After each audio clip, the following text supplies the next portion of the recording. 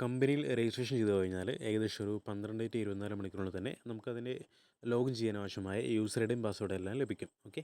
അപ്പോൾ data entry വർക്കിന് അവരുടെ യൂസർ ഐഡിയും പാസ്വേഡാണ് ഉണ്ടാവുന്നത്. ക്യാപ്ച വർക്കിന് വേറെ ഒന്നുണ്ടായിരിക്കും. എക്സ്ട്രീ ലോൺസിന് വേറെ ഒന്നുണ്ടായിരിക്കും. അങ്ങനെ ഓരോ വർക്കിന് ഓരോന്നാണ് ഉണ്ടാവുന്നത്. ഓക്കെ. അപ്പോൾ അത് കൃത്യമായിട്ട് മെയിലായിട്ട് വരികയാണ് ചെയ്യുന്നത്. അതിനുശേഷം നമ്മൾ കമ്പനി വെബ്സൈറ്റിൽ അല്ലെങ്കിൽ പ്ലേ സ്റ്റോറിൽ കമ്പനി ആപ്ലിക്കേഷൻ അവൈലബിൾ ആണ്. അതിൽ ലിങ്ക് ഞാനിതിന് കൂടെ അയച്ചു തരാം. അതിൽ ക്ലിക്ക് ചെയ്ത് കഴിഞ്ഞാൽ കമ്പനി ഹോം പേജിലേക്ക് പോകും. ഹോം പേജിൻ്റെ ഏറ്റവും ടോപ്പിൽ റൈറ്റ് സൈഡിൽ 3 ലൈൻ കണ്ടില്ലേ, അത് ക്ലിക്ക് ചെയ്ത് കഴിഞ്ഞാൽ 5ാമത്തെ ഓപ്ഷനായിട്ട് വർക്ക് ലോഗിൻ എന്നൊരു ഓപ്ഷൻ കാണും.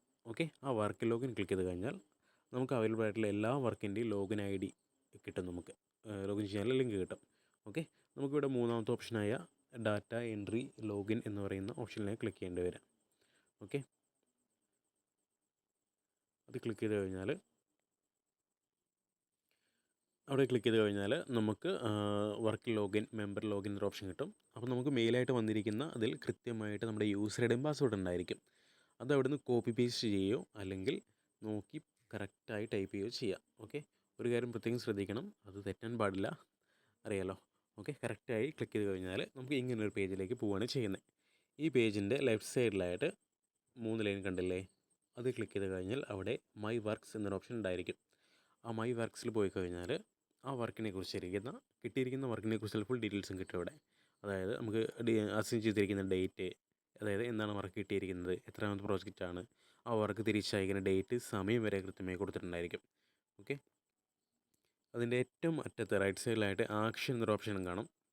അത് ക്ലിക്ക് ചെയ്യുക. കണ്ടിന്യൂ വർക്ക് കൊടുത്തു കഴിഞ്ഞാൽ നമ്മൾ ടൈപ്പ് ചെയ്യുന്ന പേജിലേക്ക് പോകും. ഓക്കെ. 20 പേജാണ് നമുക്ക് കിട്ടുന്നത്, അറിയാലോ. പിന്നെ ഇതാണ് നമ്മുടെ കമ്പനി തന്നിരിക്കുന്ന പേജ്. നല്ല ക്ലാരിറ്റി ഉണ്ടാവും. അത് നോക്കി അതിലേക്ക് അടിയിലേക്ക് ടൈപ്പ് ചെയ്താൽ മാത്രം മതിയാവും. ഓക്കെ. ഈ അടിയിൽ ബ്ലാങ്കായ പേജ് കണ്ടില്ലേ, ഇതിലാണ് ടൈപ്പ് ചെയ്യേണ്ടി വരിക. ഓക്കെ.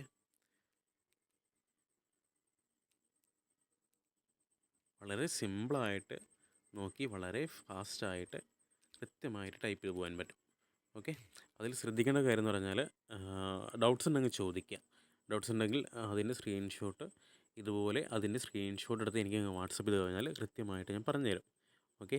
പിന്നെ ഇങ്ങനെ പോയി ടൈപ്പ് ചെയ്ത് വരുന്ന സമയത്ത് ആ ലൈനിൻ്റെ അവസാനം വരുന്നത് ഹാഡ് ദ എന്ന ഓപ്ഷനിൽ വരുന്നത് ആ THE ദ എന്ന് ടൈപ്പ് ചെയ്ത് തീർന്ന ശേഷം നമ്മൾ അവിടെ ലൈൻ അവിടെ എൻഡ് ചെയ്യാണ് ചെയ്യുന്നത്. അപ്പോൾ നമ്മൾ എന്ത് ചെയ്യണം, അവിടെ നമ്മൾ ഒരു എൻ്റർ അടിക്കണം. ഓക്കെ. അതായത് ഓരോ ലൈനും തീരുന്ന സമയത്ത് ഓരോ എൻ്റർ അടിക്കുക, അത്ര ഉദ്ദേശിക്കുന്നുള്ളൂ.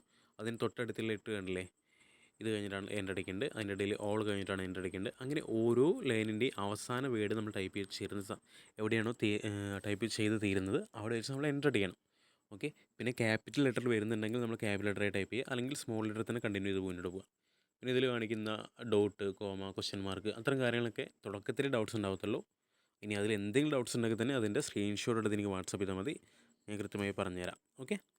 അത് ഒരു പേജ് ടൈപ്പ് ചെയ്യുന്ന സമയത്ത് ഇടയ്ക്കിടയ്ക്ക് നമ്മൾ ഏറ്റവും അടിയിലൊരു സേവ് ടു ഡ്രാഫ്റ്റ് എന്നൊരു ഓപ്ഷൻ കാണും, അത് ക്ലിക്ക് ചെയ്യണം. എന്നാൽ അതവിടെ കറക്റ്റായിട്ട് സേവ് ചെയ്തിട്ടുണ്ടായിരിക്കും. ഇനി സേവ് ചെയ്യാൻ വിട്ടുപോയാലും അതവിടെ തന്നെ ഉണ്ടായിരിക്കും. ഓക്കെ. അപ്പോൾ ഒരു പേജ് ടൈപ്പ് ചെയ്യുന്ന ഇടയ്ക്ക് ഒരു 3-4 ലൈൻ തീരുന്ന സമയത്ത് സേവ് ടു ഡ്രാഫ്റ്റ് ഇങ്ങനെ കൊടുത്തു പോയാൽ മതി കേട്ടോ. ആ പേജ് ഫുള്ളായിട്ട് ടൈപ്പ് ചെയ്ത് തീർന്ന ശേഷം 3ാമത്തെ പ്രാവശ്യം പേജ് കംപ്ലീറ്റ് കണ്ടില്ലേ, അത് ക്ലിക്ക് ചെയ്താൽ മതി. അതായത് പേജ് ടൈപ്പ് ചെയ്തുകൊണ്ടിരിക്കുന്ന സമയത്ത് ഇടയ്ക്കിടയ്ക്ക് സേവ് ചെയ്യാൻ വേണ്ടി സേവ് ടു ഡ്രാഫ്റ്റും, ആ പേജ് കംപ്ലീറ്റ് ആയ ശേഷം പേജ് കംപ്ലീറ്റും കൊടുത്താൽ മതി. അങ്ങനെയാണെങ്കിൽ അടുത്ത പേജിലേക്ക് പോകാൻ പറ്റും. ഇതിൽ കൃത്യമായി കൊടുത്തിട്ടുണ്ട് ഫസ്റ്റ് പ്രോജക്റ്റ് ഈ റെഡ് ലൈന് കൊടുത്തതാണ്, അവർക്ക് തിരിച്ചയക്കുന്ന ഡേറ്റ്, അതിൻ്റെ സമയം, AM ആണോ PM ആണോ എന്നെല്ലാം വ്യക്തമായി തന്നെ കൊടുത്തിട്ടുണ്ട്. ഓക്കെ. അതിലെ പേജ് നമുക്ക് കമ്പനി തന്നിരിക്കുന്ന പേജ് സൂം ചെയ്യാൻ പറ്റുന്ന ഓപ്ഷനാണ് ഇതിൽ കാണുന്ന ബ്ലൂ കളറിൽ പ്ലസ് കാണുന്നത്. അത് ക്ലിക്ക് ചെയ്ത് കഴിഞ്ഞാൽ എത്ര വേണമെങ്കിലും സൂം ചെയ്യാൻ ആവശ്യം വരുന്നുണ്ട്. സൂം ചെയ്യേണ്ട ആവശ്യം വരില്ല, എന്നാലും നല്ല ക്ലാരിറ്റി ഉണ്ട്. എന്നിരുന്നാലും നമ്മുടെ കണ്ണിന് സെറ്റാവുന്ന രീതിയിൽ നന്നായി സൂം ചെയ്യാൻ പറ്റും. പിന്നെ ഈ മൈനസ് ക്ലിക്ക് ചെയ്ത് കഴിഞ്ഞാൽ സൂം ഔട്ടും ആയി കിട്ടും. ഓക്കെ. അപ്പോൾ നമുക്ക് സ്മൂത്തായിട്ട് ചെയ്തു പോകാൻ പറ്റുന്ന രീതിയിൽ എല്ലാ സാഹചര്യമുണ്ട്. നല്ല അടിപൊളി ആപ്ലിക്കേഷനാണ് വരുന്നത്. പിന്നെ ബ്രേക്ക് എടുക്കുന്ന സമയത്ത് ഏറ്റവും ടോപ്പിൽ പോയി ലോഗൗട്ട് ചെയ്താൽ മതി. ഓക്കെ. അപ്പോൾ നമുക്ക് കൃത്യമായിട്ട് വർക്ക് ചെയ്യാനും പറ്റും. അപ്പോൾ എന്തെങ്കിലും ഡൗട്ട്സ് ഉണ്ടെങ്കിൽ ചോദിക്കുക, ഞാൻ പെട്ടെന്ന് പറഞ്ഞു തന്നേ ഉള്ളൂ. കൃത്യമായി ചെയ്ത് കഴിഞ്ഞാൽ നന്നായിട്ട് ഏൺ ചെയ്യാൻ പറ്റും. ഓക്കെ.